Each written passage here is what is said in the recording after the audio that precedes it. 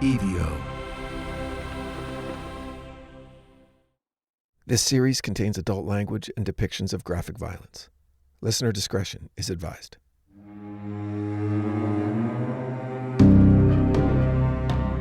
Long before the memory of humankind, before the first breath of wind across the vast plains, the Rocky Mountains rose from the earth with a slow, unstoppable force. For millions of years, the land buckled and shifted as tectonic plates collided and ground together, thrusting the ancient rocks upward, forming jagged peaks that seemed to pierce the sky itself. These mountains were giants, silent and eternal, their slopes blanketed in thick forests, their craggy faces scarred by the violence of time. The Rockies, and the rugged western spine of what would one day become Colorado, were born in an age when time moved at a glacial pace, and the earth still groaned with the weight of its own creation. For eons, the mountains stood untouched, watching as the cycles of nature unfolded around them, seasons of snow and sun, of growth and decay. They bore witness to the comings and goings of ancient seas, to the rise and fall of creatures whose bones now lie buried in countless layers of stone. And when the first humans arrived, drawn by the promise of rich lands and abundant hunting, they too would feel the pull of these mountains. To the Native American tribes who lived in the shadow of the Rockies, these peaks were more than just physical landmarks. They were sacred places, imbued with spiritual power and mystery. The Ute and Arapaho people told stories of spirits who lived in the mountains, beings who could control the weather, summon storms, and shape the land itself. For them, the mountains were alive. But as time marched on, other men came. Men who saw not spirits or gods in the mountains, but opportunity. These men were the explorers, the pioneers, and later, the miners, who arrived in droves, drawn by the lure of gold and silver hidden deep within the Rockies' ancient stone. They came with picks and shovels, with dynamite and iron, ready to carve their fortunes from the unforgiving earth. Yet, for all their ambition, these men soon realized that the mountains were not easily tamed. For in the heart of the Rockies, nature was a force to be reckoned with, unpredictable and often deadly. Yes, the mountains had a way of reminding those who dared to challenge them that they were still wild, still untamed. Avalanches swept away entire camps. Landslides buried men and their equipment. Storms rolled in without warning, turning summer days into a fury of wind and ice. And then there were the legends.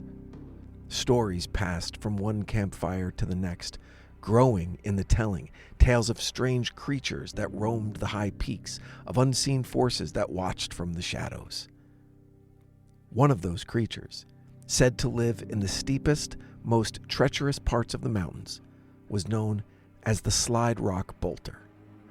A monstrous, terrifying presence that could bring an entire mountainside down in a single, devastating motion.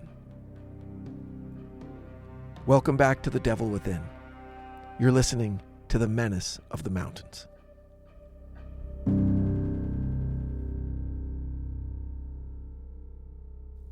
The first Europeans who ventured into the heart of Colorado's rugged landscape were fur trappers, drawn by the beaver and other game that flourished in the dense forests and fast-flowing rivers.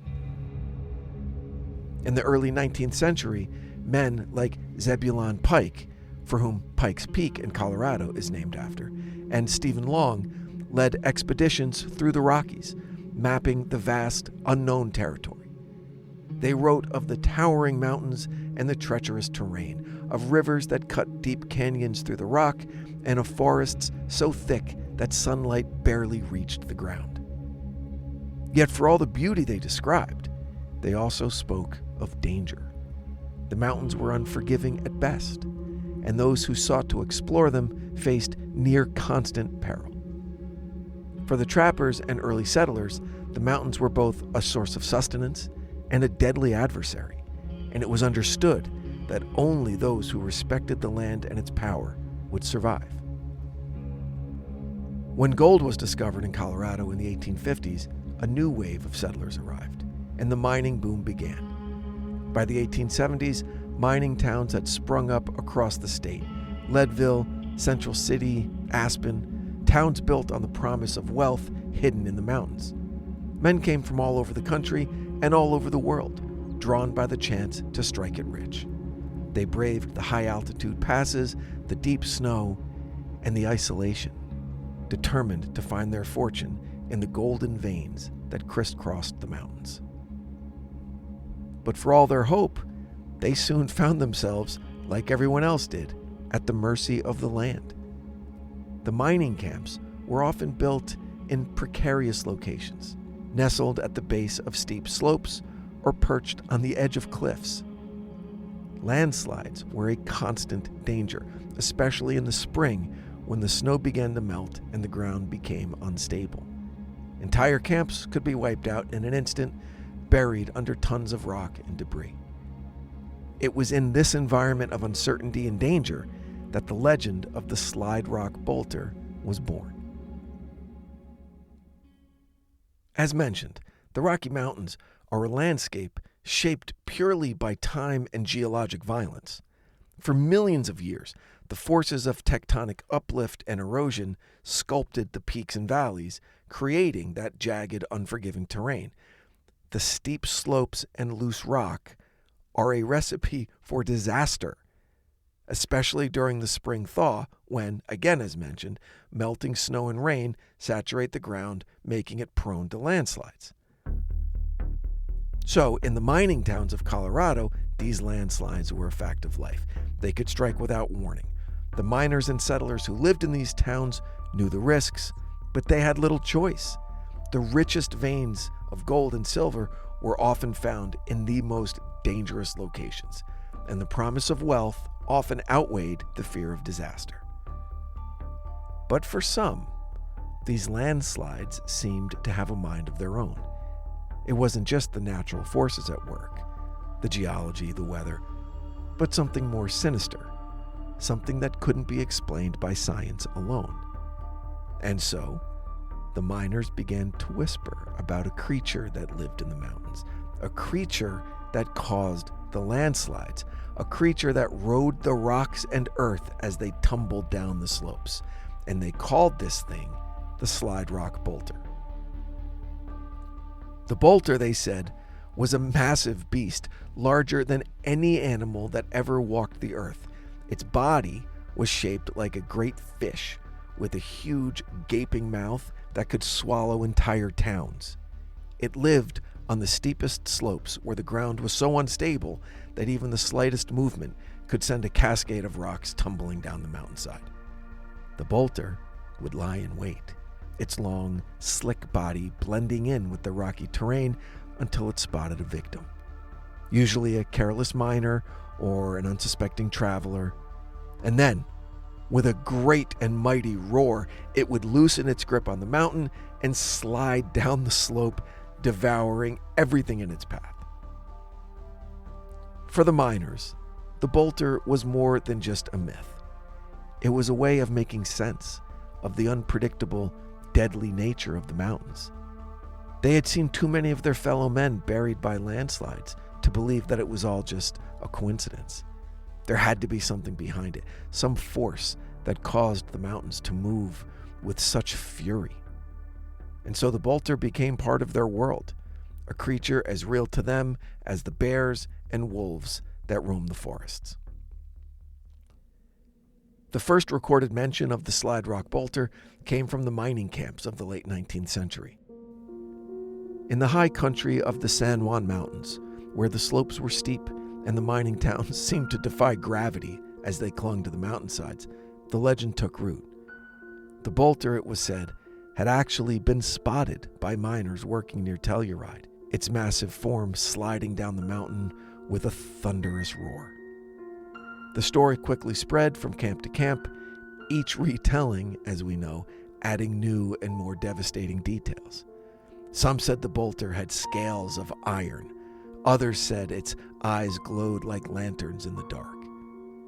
It was always hungry, they said, and it could only be appeased by the sacrifice of a man or a mule. If no offering was made, the bolter would bring down an avalanche, burying the town forever. Think of the giant worms from the science fiction movies Dune. But instead of riding sand dunes, they're riding the sides of the Rocky Mountains. For the miners, who lived in constant fear of the unpredictability of nature, the bolter was a way of unexplaining the unexplainable.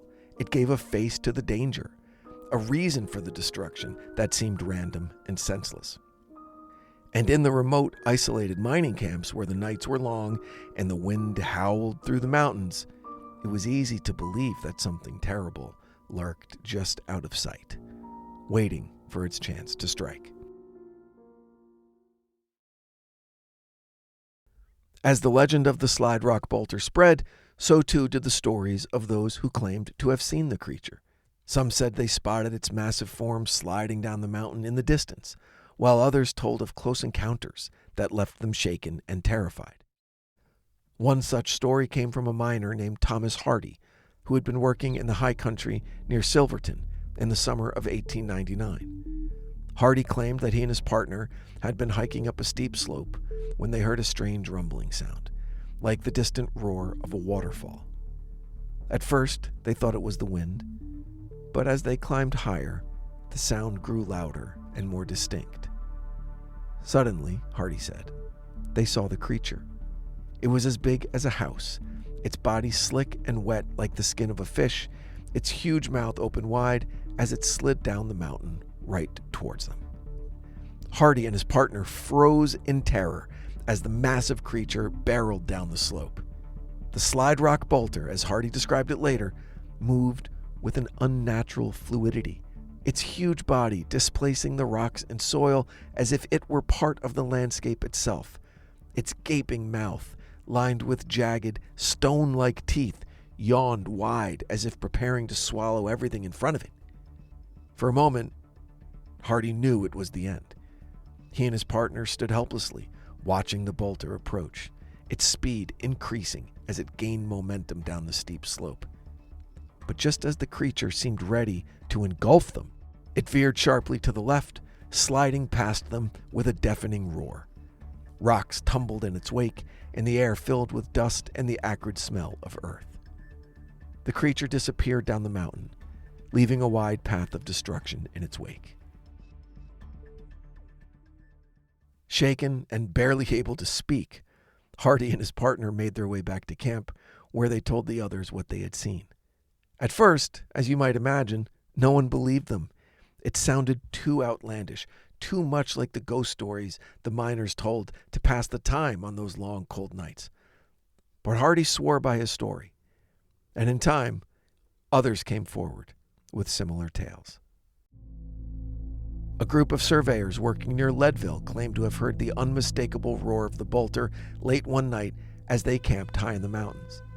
The next morning, they discovered a fresh landslide had swept through the area, crushing the trees and leaving a deep scar on the land. Another man, a prospector by the name of George Hall, reported seeing the bolter from a distance, its huge form sliding effortlessly down a mountain before disappearing into the dense forest below. These stories, combined with the frequent landslides and avalanches that plagued the region, only served to strengthen the legend. The Slide Rock Bolter became a fixture of local folklore, a symbol of the unpredictable and often deadly nature of the Colorado Rockies. For the miners, those who knew the land could turn against them at any moment, the bolter was a tangible expression of the dangers they faced every day. As the 20th century dawned, the mining boom that had brought so many men to the Colorado Rockies began to wane. The once thriving towns that had sprung up around the mines started to empty, their populations dwindling as the veins ran dry and the promise of wealth faded. Many of the camps were abandoned altogether, left to the elements, their buildings slowly crumbling under the weight of time and neglect. But even as the people left, the stories remained. The legend of the Slide Rock Bolter persisted, passed down from one generation to the next. Children growing up in the small, remote towns of Colorado heard the tales from their parents and grandparents, learning to fear the slopes and the loose, unstable ground. Even as modern technology and science offered explanations for the frequent natural disasters in the region, the myth of the bolter endured. The myth of the bolter endured, a reminder that there were still forces at work in the mountains that defied human understanding. In the decades that followed, the bolter took on a life of its own. It became more than just a story told around campfires. It became part of the cultural fabric of the Colorado high country. Artists painted it, writers wrote about it, and hikers who ventured into the backcountry kept one eye on the mountainside, just in case. Many suggest that the bolter is just a metaphor, a way for the early miners and settlers to give shape to the fear they felt living in such an unforgiving and unpredictable environment. The mountains were beautiful, but they were also deadly, and the bolter embodied that duality. It was both a part of the landscape and a threat to those who dared to challenge it. Others believe the bolter is just a manifestation of human imagination, a creature born from the minds of men who spent too much time alone in the wilderness, surrounded by the towering peaks and the ever-present danger of landslides. Yet for many in Colorado, the Slide Rock Bolter was real. They might not have seen it with their own eyes, but they'd heard enough stories, seen enough strange events, to believe that there was something out there. The bolter, with its massive sliding form and its insatiable appetite for destruction, was as much a part of the mountains as the rocks and the trees. Today, the high country of Colorado is a place of beauty and solitude. The old mining towns are largely abandoned, and they stand as silent reminders of a time when men battled the mountains for their fortunes, no matter how much the land resisted their efforts. The steep slopes that once rang with the sound of pickaxes and dynamite are quiet, save for the occasional crack of a rockfall or the distant rumble of an avalanche. Yet for all the changes that time has wrought, the legend of the Slide Rock Bolter remains. Hikers and climbers who venture into the mountains still speak of the creature in hushed tones, wondering if the next landslide might be its doing. Some even claim to have seen strange markings on the mountainsides, deep gouges in the rock that seem too deliberate to be the work of mere erosion. For the people who live in the shadow of the Rockies, the bolter is more than just a myth. It's a symbol of the mountains themselves, immense, powerful, and indifferent to the lives of those who dare to dwell in their midst. The bolter may not exist in the physical sense, but in the minds of those who call Colorado home, it is very real indeed. In many ways, the Slide Rock Bolter is a reflection of the human relationship with nature. It represents our fear of the unknown, our awe of the forces that we can't control. The mountains, with their towering peaks and unpredictable weather, remind us that we are small and fragile in the face of the natural world. The bolter, like so many myths before it, is a way for us to make sense of that fear, to give it a face, and to give it a name. As the sun sets behind the Rockies, casting long shadows across the valleys and illuminating the jagged ridges in shades of orange and red, it's easy to imagine the Slide Rock Bolter lurking just out of sight, waiting for the right moment to unleash its fury. Maybe it's nothing more than a legend, a story told by men who lived in a time of uncertainty and danger. Or maybe, like the mountains themselves, the bolter is eternal, a silent guardian of the wild, untamed lands of Colorado. Either way, the legend endures, passed down from one generation to the next, a reminder that no matter how much we learn or how far we advance, there will always be mysteries that may lie beyond our understanding. In the Colorado Rockies, where the earth still moves and the mountains still guard their secrets, the Slide Rock Bolter will always be waiting, just out of sight, in the shadows of the cliffs. Thanks for listening. Make sure you're following The Devil Within wherever you get your podcasts so you never miss an episode. You can also check out our socials at The Devil Within Pod on Instagram, Facebook, And now full episodes are available on YouTube if that's more of your thing. Until next time, stay safe out there. The Devil Within is an EVO production, recorded live at Bel Air Studios in Los Angeles, California. Written and produced by Brandon Morgan, executive produced by Danny Abelson. For The Devil Within, I'm your host, Brandon Morgan.